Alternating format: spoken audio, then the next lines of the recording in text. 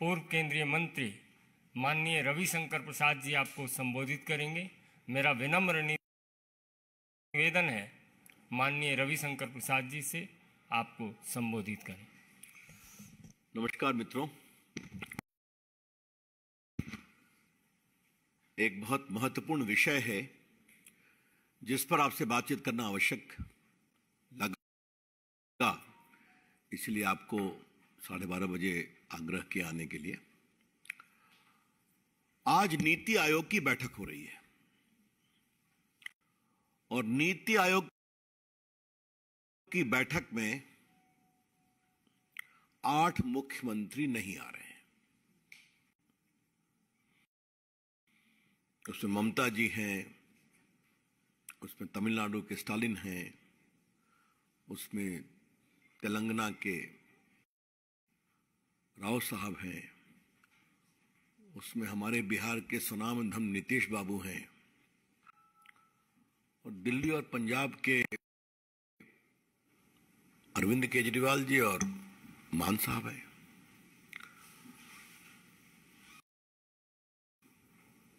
मुझे ऐसा बताया गया है कि गहलोत साहब शायद स्वास्थ्य कारणों से नहीं आ रहे हैं। क्या सच्चाई है तो उनकी तरफ से बताया जाएगा, लेकिन उनकी ओर से रिप्रेजेंटेशन नहीं हो रहा है।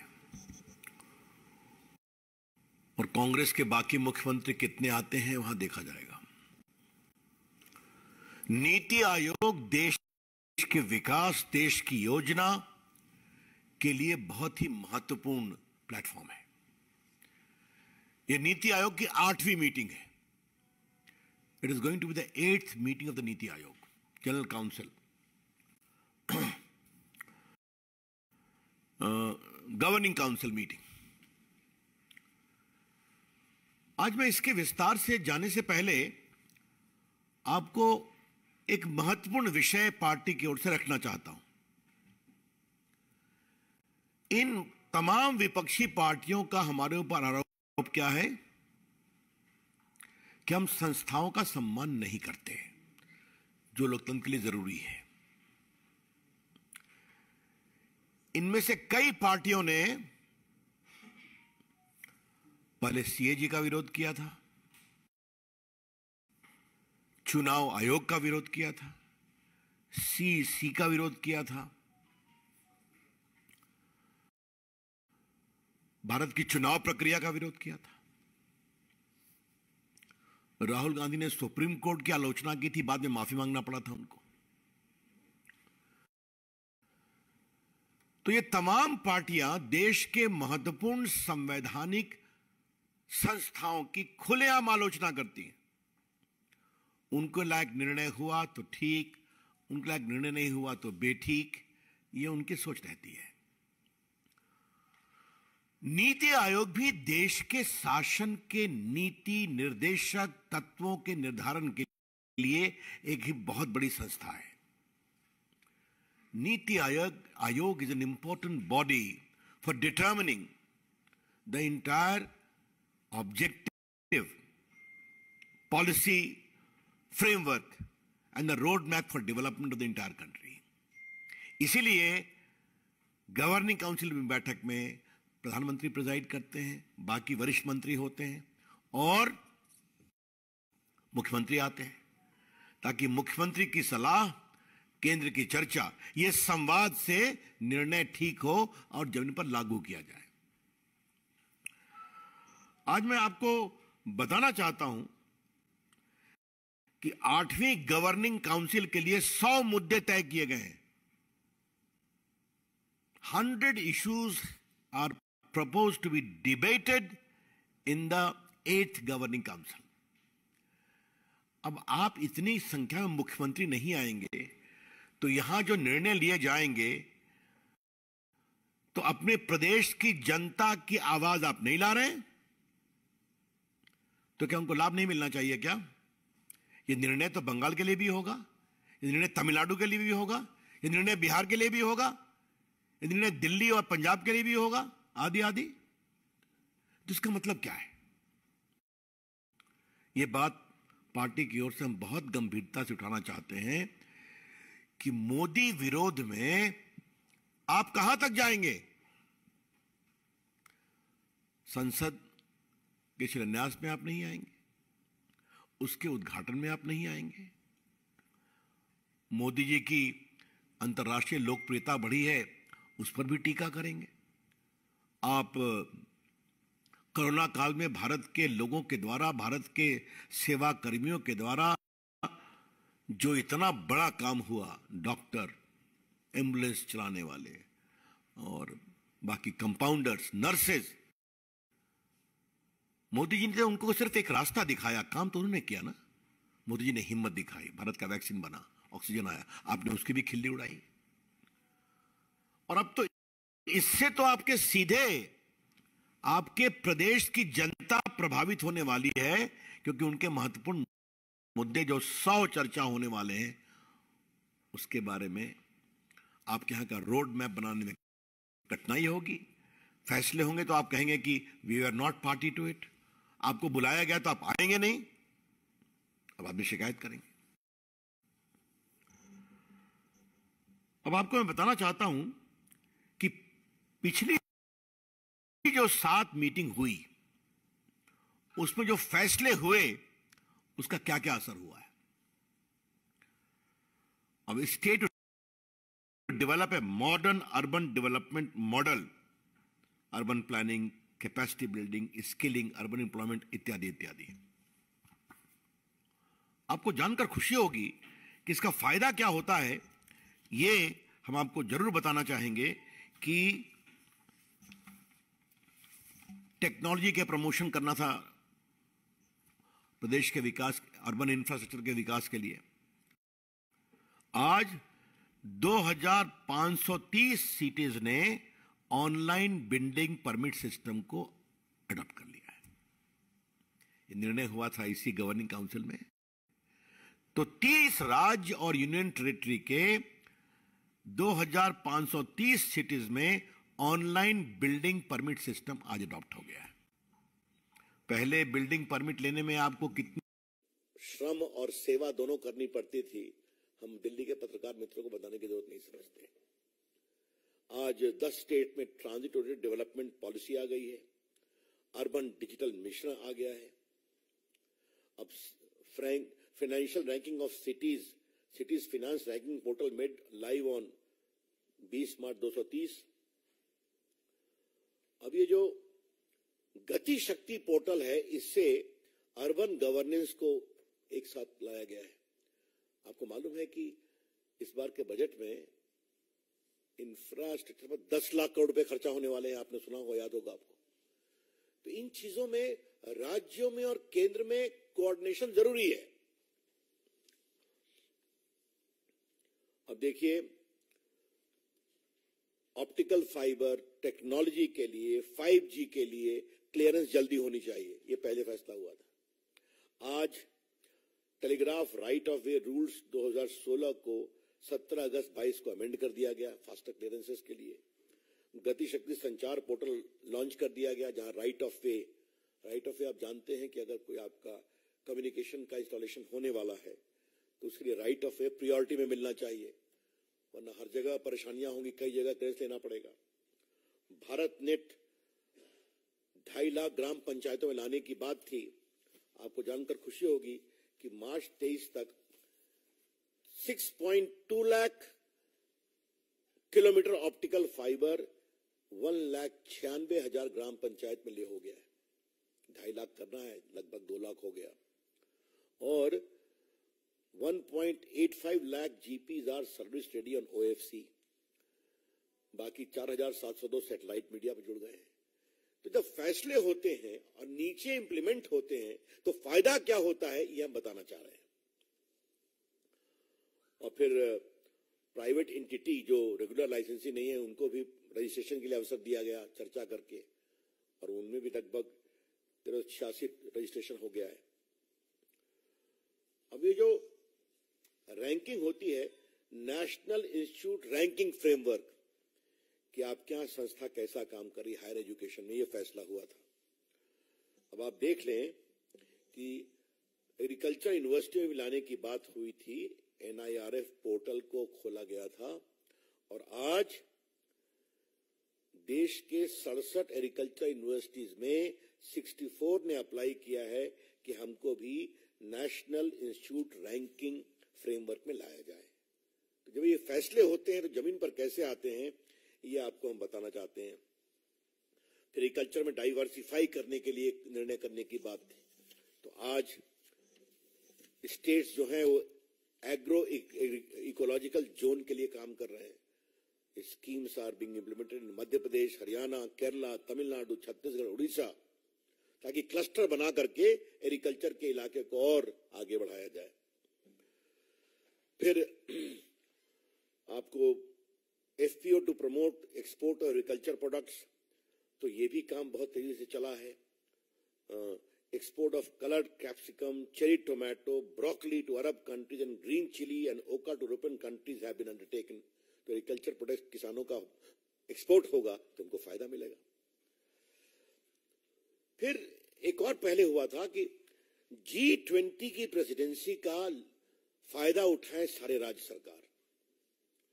आपको मालूम है G20 मीटिंग 59 सिटीज में हो रही है। अभी कश्मीर में कितना ऐतिहासिक मीटिंग हुई।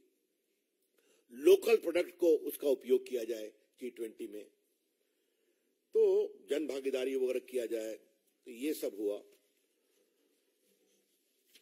जीएसटी कलेक्शन को और इंप्रूव करने के लिए पिछली जनरल काउंसिल में मीटिंग हुई थी, उसमें लगा जाए। उसका फायदा क्या हुआ? अप्रैल 2023 में 1,87,035 करोड़ रुपए जीएसटी में कलेक्ट हुए हैं। कल भी मैंने कहा था, the GST collection in April has been to the highest amount ever till date of 1,87,035 crore. तो अब नेशनल करिकुलम की हमेशा बार बार न्यू एजुकेशन पॉलिसी में उसका रिव्यू होना चाहिए, तो उसके लिए भी कंसल्टेशन मीटिंग हुई है, एक्शंस टेकन है। अब स्कूल में एक नया कार्यक्रम बनाया गया, विद्या प्रवेश। बच्चे स्कूल में आए, उनका स्वागत किया जाए, उनको प्रेरणा दी जाए, और इसमें लगभग 8.7 लाख स्कूलों के 1,81,00,000 बच्चों ने पार्टिसिपेट किया। नो प्रॉक्सी स्कूल टीचर, ये निर्णय हुआ था, बहुत महत्वपूर्ण। और आपको जानकर खुशी होगी कि 35 राज्यों ने कार्रवाई शुरू की है और 13 राज्य और यूनियन टेरिटरी ने अपने शिक्षकों का पूरा फोटोग्राफ लगा दिया है स्कूल के ऊपर कि यहाँ क्या कौन कौन शिक्षक हैं, उनकी ये तस्वीर है, ताकि कोई प्रॉक्सी शिक्षक ना आए। आपको मालूम है सच्चाई थी। बाकी हायर एजुकेशन में academic bank of credit portal setup किया गया है, नेशनल क्रेडिट फ्रेमवर्क सेटअप किया गया है, national higher education qualification framework, और ये सब के कारण अभी तक कई लोगों ने इसमें रजिस्टर किया है। स्किलिंग के पॉइंट ऑफ व्यू से, बाकी पॉइंट ऑफ व्यू से स्वयं कोर्सेज शुरू हुए हैं, इंडस्ट्री के साथ मिलकर के बाकी हुआ है। ये मैंने आपको थोड़ा विस्तार से लेकिन कुछ महत्वपूर्ण पॉइंट बताया कि गवर्निंग काउंसिल की जो मीटिंग होती है नीति आयोग की, उसमें महत्वपूर्ण चर्चा होती है, महत्वपूर्ण फैसले होते हैं जो जमीन पर इंप्लीमेंट होते हैं। The reason as to why these facts were conveyed to you, that Niti Aayog is a very important forum to have a wide-ranging consultative process between the center and the state and union territories. With the Prime Minister presiding and the Chief Ministers participating, many larger issues are flagged and starts getting implemented on the ground. ये मैंने आपको बताया। तो ये क्यों नहीं आ रहे हैं जहां 100 विषय चर्चा होने वाली है? क्या परेशानी है इनको? आपके लिए नरेंद्र मोदी के खिलाफ विरोध करने का बहुत अवसर मिलेगा, आप जाइए विरोध करिए, लेकिन अपने प्रदेश की जनता का अहित क्यों कर रहे हैं आप? अभी तो चुनाव में लगभग 1 साल देरी है ना, लड़िएगा। लेकिन ये जब 8वीं गवर्निंग काउंसिल की जो मीटिंग है, जिसमें 100 विषय पर चर्चा होने वाली है और इन चर्चाओं से फायदा होता है, तो उसमें भी इस तरह करना ये बहुत दुर्भाग्यपूर्ण है। ये बहुत गैर जिम्मेदाराना है और ये बहुत जन विरोधी है।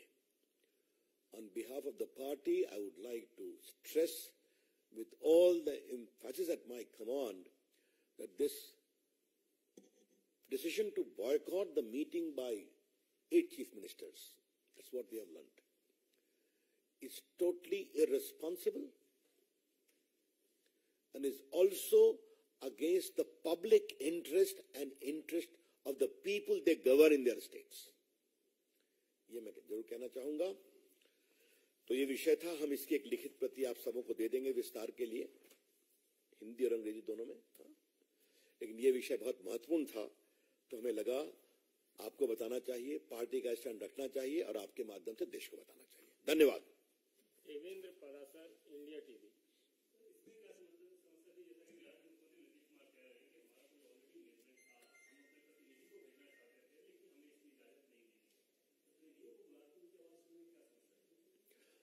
नीतीश बाबू को पहली बार बायकॉट कर रहे हैं क्या?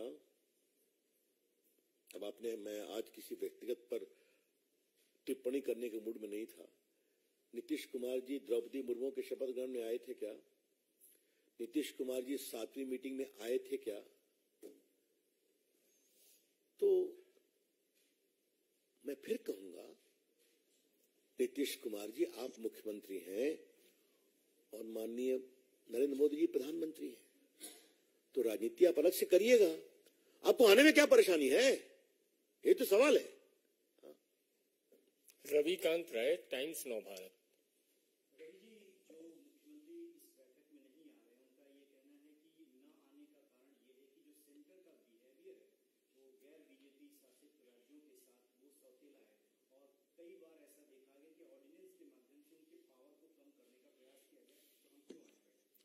ऐसा है, ऑर्डिनेंस के बारे में अलग से बातचीत होगी। अगर वो अपने राज्य के बड़े अधिकारियों के साथ बदसलूकी करेंगे, अगर दिल्ली भारत का कैपिटल है ना, तो मैं अब दिल्ली का विषय मैं इसको नहीं बनाना चाहता हूं, सिर्फ एक कमेंट करूंगा। दिल्ली सिर्फ केजरीवाल जी की नहीं है, दिल्ली देश की है। यहां राष्ट्रपति भवन भी है, यहां संसद भी है, यहां प्रधानमंत्री का निवास है, यहां हर राज्यों का अलग अलग निवास है, विदेशी मेहमान यहां आते हैं। तो दिल्ली को सिंपल एक छोटा शहर बताना ये उचित नहीं होगा। भारत के संविधान में इस बात की पूरी व्यवस्था है। और एक बात मैं और कहूंगा, क्या हो वॉशिंगटन, क्या हो पेरिस, क्या हो लंदन, क्या हो ऑटवा, हर जगह कैपिटल के बारे में एक विशेष व्यवस्था, क्या हो बर्लिन, हर जगह विशेष व्यवस्था है। तो जहां तक बात है ऑर्डिनेंस की, तो घूम ही रहे हैं विरोध करने के लिए, उसका भी अलग रखिएगा। लेकिन दिल्ली के लिए जो इस गवर्निंग काउंसिल में अच्छी बैठक चर्चा होगी, उसमें क्यों नहीं आते? और कोई? जी। सर, नीतीश कुमार ने पार्लियामेंट को लेकर भी कमेंट किया है, बोला हमें तो पुराना ही अच्छा लग रहा था, उसी को विकसित करना चाहिए, नए बनाने की क्या जरूरत है। यही स्टेटमेंट अखिलेश यादव की तरफ से भी आया है। इसके पीछे आलोचना नहीं है, इसके पीछे भाजपा और नरेंद्र मोदी जी के खिलाफ चिढ़ है। This comment is not born out of any particular genuine concern, but stems from a hatred against Narendra Modi in general, in particular and BJP in general. तो इसका हम क्या करें? और ये बात मैंने कल कही थी, मैं उसको दोबारा रिपीट नहीं करना चाहता हूं। आजाद भारत में एक नई संसद भारतीयों के द्वारा क्यों नहीं बननी चाहिए? नीतीश बाबू भी एमपी रहे हैं, हम भी एमपी हैं, आज वहां जगह की कमी है।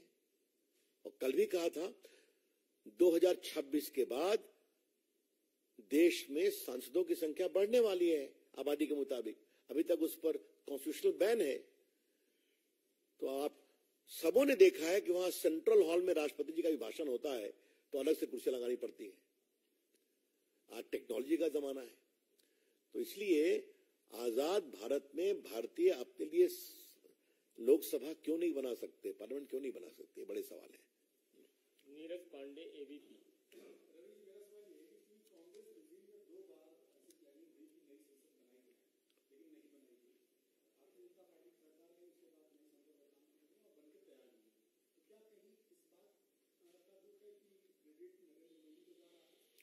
नहीं, इसका बड़ा पुराना इतिहास है।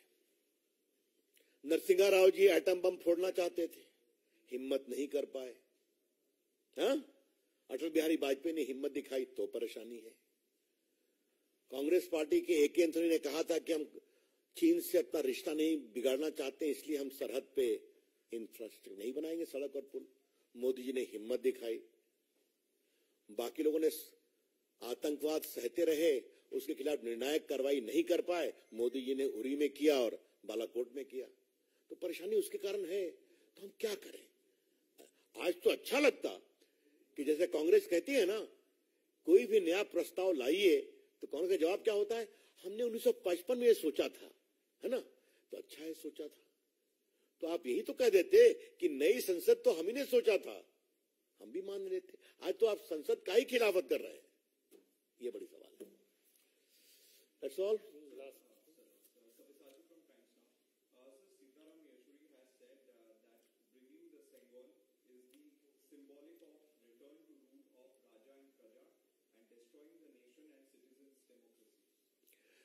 Well, I would like to gently remind Mr. Yechuri that the leftist, almost hostile reaction against India's spiritual and classical traditions remains the same even today. We are very proud of these traditions of India. And I would recommend Mr. Yechuri, he has been an MP in the Rajya Sabha. I don't know whether he ever came to Lok Sabha or not. He must read the various shlokas engraved in the Rajya Sabha and the Lok Sabha. Many of them are in Sanskrit. Many of them are from Vedas. Mr. Yechuri, when you are part of the UPA, you ought to have forced their removal? No.